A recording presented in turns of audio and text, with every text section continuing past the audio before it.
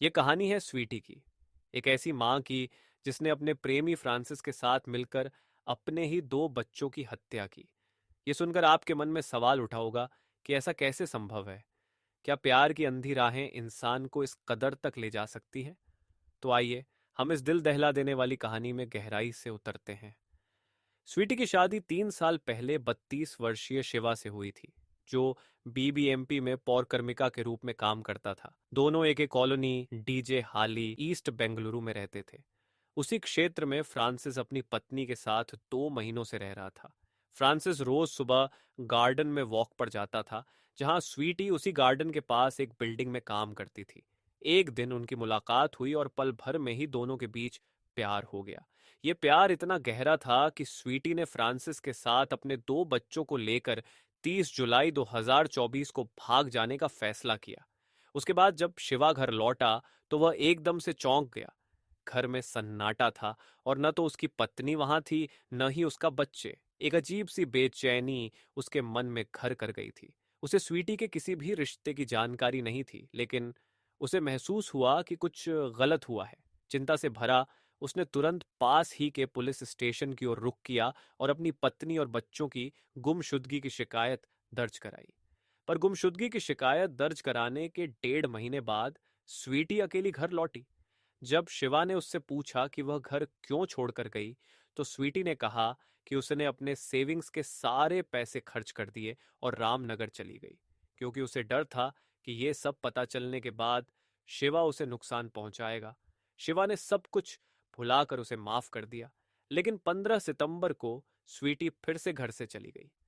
2 दिन की तलाश के बाद शिवा ने एक बार फिर पुलिस में शिकायत दर्ज कराई। इस बीच स्वीटी अपने बच्चों के साथ फ्रांसिस के पास रहने लगी।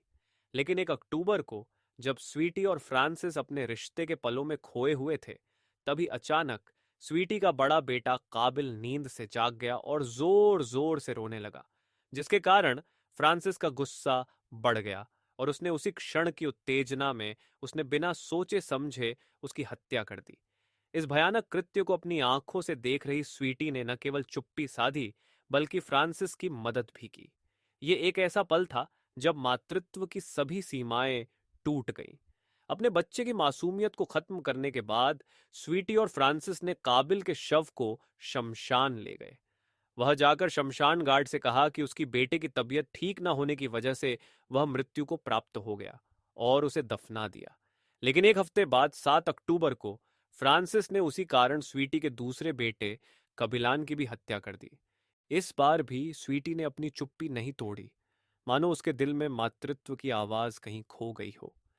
लेकिन जब वे फिर से शमशान गए और वही कहानी दोहराई, तो इस बार शमशान के गार्ड को शक हुआ। उसने बच्चे को दफनाने की प्रक्रिया की, पर साथ ही में उनकी तस्वीरें और वीडियो भी बनाए और पुलिस के पास वो वीडियो और फोटोज देकर उन्हें सारी घटना बताई। पुलिस ने इस पर संज्ञान लिया और जांच शुरू कर दी।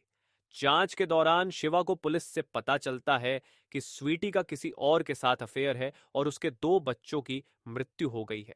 यह जानकर शिवा उस शमशान गार्ड से मिलता है और सारी सच्चाई जान लेता है।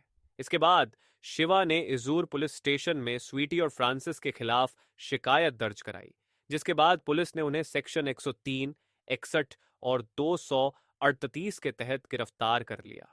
यह कहानी न केवल एक क्राइम की कहानी है, बल्कि यह मातृत्व, प्रेम और विश्वासघात की जटिलताओं को भी उजागर करती है। एक माँ का अपने बच्चों के प्रति कर्तव्य और उसके द्वारा की गई गलती हमें सोचने पर मजबूर करती है कि प्यार कभी कभी कितनी अंधेरी राहों पर ले जा सकता है। याद रखिए, ज्ञान ही शक्ति है। इंसान के अधेरे पक्ष को समझकर हम खुद को और अपने समाज को बेहतर तरीके से सुरक्षित रख सकते हैं। अगर आप भी इन पेचीदा कहानियों से उतने ही प्रभावित हैं जितने मैं हूं, तो लाइक बटन दबाएं, अपनी राय कमेंट में जरूर लिखें और सब्सक्राइब करके इस बातचीत का हिस्सा बने।